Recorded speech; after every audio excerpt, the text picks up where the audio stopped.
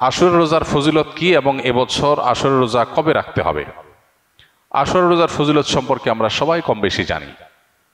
নবী করিম সাল্লাল্লাহু আলাইহি সাল্লাম থেকে প্রসিদ্ধ হাদিস রয়েছে, সহিহ মুসলিমে বর্ণিত হয়েছে। আবু কাতাদা রাদিয়াল্লাহু তাআলা বর্ণনা করেছেন যে নবীজি ইরশাদ করেছেন, সিয়ামু ইয়াউমি আশুরা আহতাসিবু আল্লাহি আন ইউকাফিরা আস-সানাতাল্লাতী ক্বাবলাহ।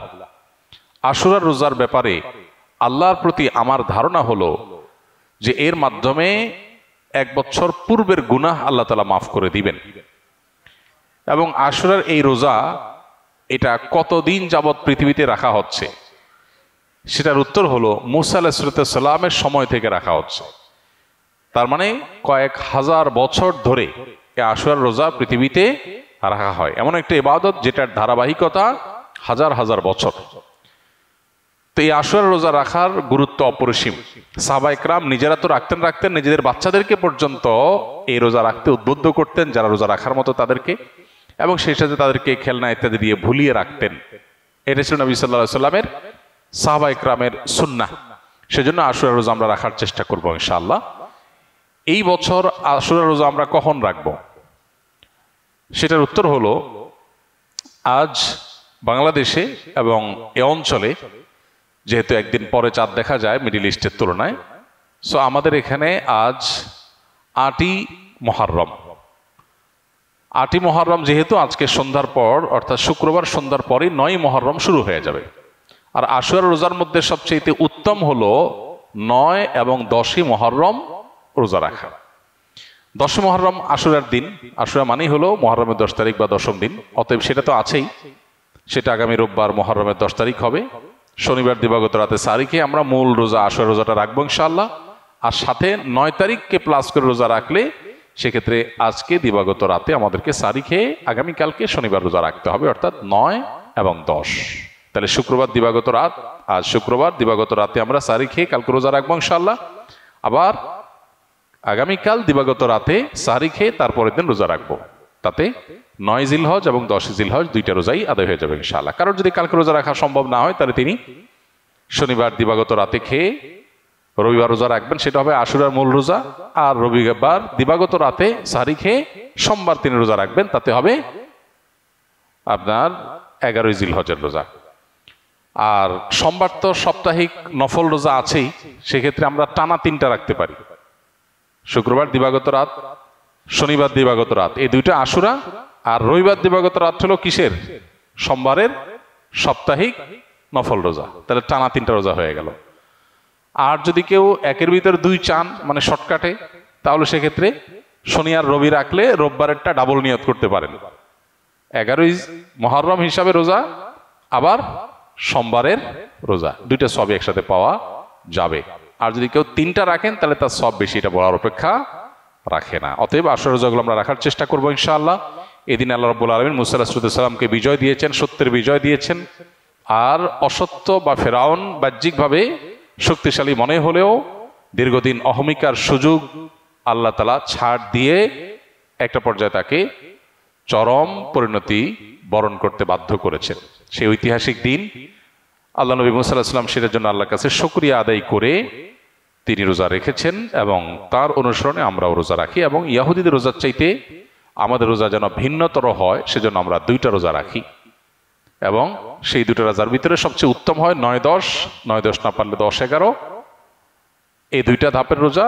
আর যদি সেটার কোনোটাই সম্ভব না হয়, শুধু একটাই রাখতে পারে, তাহলে 10 তারিখের রোজাটাও রাখা যেতে পারে, যদি অনেক কোনো সেটাকে নিষেধ করেছেন। আশুরা উপলক্ষে কি কি আমল করব?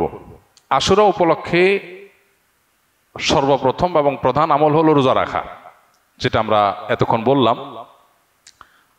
মুহররমের 10 তারিখ এবং তার সাথে 9 তারিখ, এই 2টা রাখা উত্তম। কারণ নবী সাল্লাল্লাহু আলাইহি সাল্লাম বলেছেন, যদি আমি আগামী বছর বেঁচে থাকি তাহলে আমি 9-10 রোজা রাখবো। এই জন্য 9-10 রাখাটা উত্তম, এটা নবীজির স্বপ্ন ছিল, আকাঙ্ক্ষা ছিল। আর না হলে 10-11 রোজা রাখা, এটা হলো আশুরার প্রধান আমল। দ্বিতীয়ত, আশুরার এই দিবসের শিক্ষাটা গ্রহণ করা, এটা নিয়ে খুব বেশি আলোচনা হয় না। আলোচনা হয় শুধু আশুরার রোজা নিয়ে, ইতিহাসও আলোচনা হয়, কিন্তু আশুরার চেতনা কি, আশুরার শিক্ষা কি, আশুরা আমাদেরকে কি বার্তা দেয়, সেটা নিয়ে আলোচনা হয় না। সেটা আমরা আজকে আলোচনা করার চেষ্টা করেছি আলহামদুলিল্লাহ। অতএব আশুরা উপলক্ষে প্রতি বছরই আমাদের এই শিক্ষাটা ধারণ করা দরকার যে সত্যের বিজয় হবেই হবে, দুদিন আগে আর দুদিন পরে, আর অসত্য এবং বাতিল লাঞ্ছিত, অপমানিত, পরাজিত, নিমজ্জিত হবেই হবে, সেটাও দুই দিন আগে বা পরে। ফেরাউন শক্তিশালী ছিল, ফেরাউন ক্ষমতাবান ছিল, জালিম ছিল, তাই বলে তার পক্ষাবলম্বন সত্যের অনুসন্ধানে মানুষরা করে নাই। মুসা আলাইহিস সালাম দুর্বল ছিলেন, তার অনুসারী বনী ইসরাঈলও দুর্বল ছিলেন, তারা শোষিত ছিলেন, আর ফেরাউন শোষণকারী ছিল। এই দুইয়ের মধ্যে আল্লাহ তাআলা চূড়ান্ত হাসি, শেষ হাসি, চূড়ান্ত বিজয় এটা দান করেছেন কাকে? মুসা আলাইহিস সালামকে। অতএব সত্যের বিজয় হয় দুই দিন আগে আর পরে। এই চেতনা, এই শিক্ষা মাথায় রেখে যদি আমরা চলি, আমরা সত্যের সাথে থাকবো, সেটা দুর্বল হলেও সত্যের সাথে থাকবো, সংখ্যায় কম হলেও। আমি শুধুমাত্র শক্তি, সামর্থ্য, দল, গ্রুপ, মতাদর্শ এগুলো দেখে, জোয়ার দেখে আমি চলবো না, আমি আদর্শের ভিত্তিতে চলবো। এই শিক্ষাটা আমাদেরকে আসলে দিয়ে থাকে। অতএব সেই শিক্ষাটা আমরা ধারণ করার চেষ্টা করব ইনশাআল্লাহ।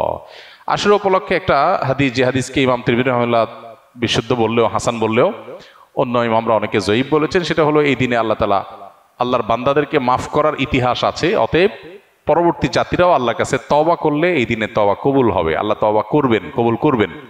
তো সেই হাদিসের উপর ভিত্তি করে কেউ আল্লাহর কাছে এই দিন ইস্তেগফার এবং তওবাও করতে পারে, যেহেতু নফল আমল, এটা চাইলে কেউ করতে পারেন।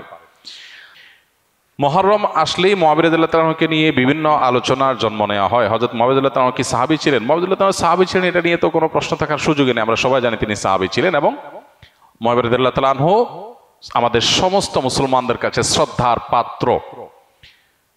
সাহাবীদের সমালোচনা করতে নবী সাল্লাল্লাহু আলাইহি ওয়াসাল্লাম পরিষ্কারভাবে নিষেধ করেছেন। সাহাবীদের সমালোচনা করা, তাদেরকে গালমন্দ করা, এই গালমন্দ করতে নবী সাল্লাল্লাহু আলাইহি ওয়াসাল্লাম নিষেধ করেছেন। মুআবিয়া রাদিয়াল্লাহু তাআলা আনহু সহ সাহাবা ইকরাম সম্পর্কে আমাদের ধারণা হলো, মানুষ হিসাবে তারা কেউ ভুলের ঊর্ধ্বে নন, তাদের কোনো ব্যক্তিগত ভুল থাকতে পারে। কিন্তু প্রথম কথা হলো, সাহাবীদের ব্যাপারে কোরআন এবং সুন্নাহ যে সমস্ত মর্যাদার কথা বলেছে, সেই সমস্ত মর্যাদাগুলোর কারণে তাদেরকে আল্লাহ যদি মাফ করে দেন, আপনি আমি সমালোচনা করার কে? বদর যুদ্ধে অংশগ্রহণকারী সাহাবীদের সম্পর্কে নবী সাল্লাল্লাহু আলাইহি ওয়াসাল্লাম বলেছেন, সহিহ বুখারীতে আসছে, আমালু মা শি'তুম ক্বাদ গাফারাল্লাহু লাকুম, তোমরা যা খুশি করতে পারো, আল্লাহ তোমাদের মাফ করে দিয়েছেন। কত বড় কথা! অতএব সাহাবীদের গালমন্দ করা, নিন্দামন্দ করা জায়েজ নাই। হোসেন রাদিয়াল্লাহু তাআলা আনহুর যে কারবালা ঘটনায় নির্মমভাবে সপরিবারে শাহাদাত বরণ করেছেন, সেটার সাথে মুআবিয়া রাদিয়াল্লাহু তাআলা আনহুর কোনো দায় নেই। অহেতুক অনেকে সেটাকে জড়াবার চেষ্টা করেন। হোসেন রাদিয়াল্লাহু তাআলা আনহুর শাহাদাতের সাথে ইয়াজিদের যে সম্পর্ক, বা ইয়াজিদের বাহিনীর যে সম্পর্ক, সেটাকে মুআবিয়া রাদিয়াল্লাহু তাআলার উপরে দায় চাপানোটা একেবারেই অহেতুক।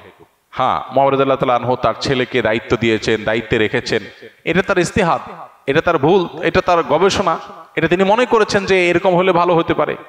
হয়তো বা বাস্তবে সেটা ভুল হতেও পারে, কিন্তু এটা গবেষণা। গবেষণাগত ভুলের জন্য কেউ কোনো মুস্তাহিদ সমালোচনার যোগ্য, গালমন্দ অন্তত করার উপায় বা সুযোগ থাকে না। বিধায় মুআবিয়া রাদিয়াল্লাহু তাআলাকে নিয়ে আমাদের ধারণার পরিবর্তন হওয়া উচিত। আমাদের সমাজে দেখা যায় মুহররমের 10 তারিখ আসলেই অনেক রেডিও চ্যানেলে, অনেক মিডিয়াতে সমালোচনা করা হয়। এটা সুস্পষ্টভাবে শরিয়ার লঙ্ঘন, নবী সাল্লাল্লাহু আলাইহি ওয়াসাল্লাম হাদিসের লঙ্ঘন। একজন ইমানদার সেটা করতে পারেন না। পুত্রের কোনো কর্মকাণ্ডের জন্য গণহারে বাবাকে দায়ী করা, এটা একেবারেই অনুচিত কাজ।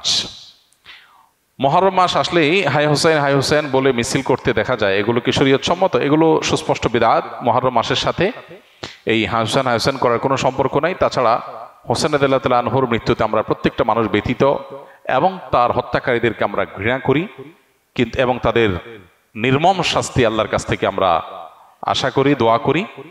কিন্তু সেই সাথে তাকে ঘিরে সারা বছর জুড়ে বা যুগ যুগ ধরে এই শোক পালন করা, শতাব্দীকে শতাব্দী পর শোক পালন করা, এটা শরিয়ার কোনো বিধান নয়। শরিয়ার বিধান হলো লা ইহদাদা ফাওকা সালাসাতি আইয়াম, 3 দিনের বেশি কোনো শোক পালন করা চলবে না। বিধায় আমরা তার শোকে মুহ্যমান, তার ব্যথায় ব্যথিত, কিন্তু এর মানে এই না যে আমরা এটা বছর বছর পালন করে যাব। ইহুদি খ্রিস্টানদের অনুকরণ, তারা যেরকম প্রত্যেক বছর বছর দিবস পালন করার অংশ হিসেবে এগুলো করে থাকে, এটা ইসলামের কালচার না, মুসলমানদের কর্মকাণ্ড নয়। নবী সাল্লাল্লাহু আলাইহি ওয়াসাল্লাম ওয়াফাতের পর এরকম বছর বছর কোনো শোক পালন সাহাবীরা কেউ করেননি। আমার সন্তান হয় না, তাই নামাজের সিজদায় রব্বি হাবলি মিনাস সালিহিন দোয়াটা পড়তে চাই, এটা পড়া যাবে কিনা? নামাজের সিজদায় কোরআনে কারীমের আয়াত তেলাওয়াত করতে নবী সাল্লাল্লাহু আলাইহি ওয়াসাল্লাম পরিষ্কারভাবে নিষেধ করেছেন। সো আমরা নামাজের সিজদায় কোরআনের আয়াত তেলাওয়াত করব না, কিন্তু আপনি যে দোয়ার কথা বলেছেন রব্বি হাবলি মিনাস সালিহিন, হে আল্লাহ আমাকে নেক সন্তান দেন, এই দোয়াটা এটা কোরআনের আয়াত হওয়ার পাশাপাশি এটা একটা দোয়া, আর সিজদা এটা দোয়া করার একটা গুরুত্বপূর্ণ জায়গা। নবী করিম সাল্লাল্লাহু আলাইহি ওয়াসাল্লাম বলেছেন আকরাবু মা ইয়াকুনুল আবদু মির রাব্বিহি ওয়া হুয়া সাজিদ ফাআকথিরু ফীহি আদ-দুআ। বান্দা আল্লাহর সবচেয়ে কাছাকাছি যেতে পারে যখন সিজদায় যায়। সিজদায় গেলে আল্লাহর সবচেয়ে নৈকট্যে পৌঁছতে পারে মানুষ। এই জন্য নবীজি বলেছেন অতএব সিজদায় গিয়ে তোমরা আল্লাহর কাছে দোয়া করবে, বেশি বেশি দোয়া করবে। এটা যেহেতু একটা দোয়া, অতএব দোয়া হিসাবে এটা পড়তে পারবেন ইনশাআল্লাহ। তবে কোরআনের আয়াত নিষেধ সিজদার মধ্যে তেলাওয়াত করা।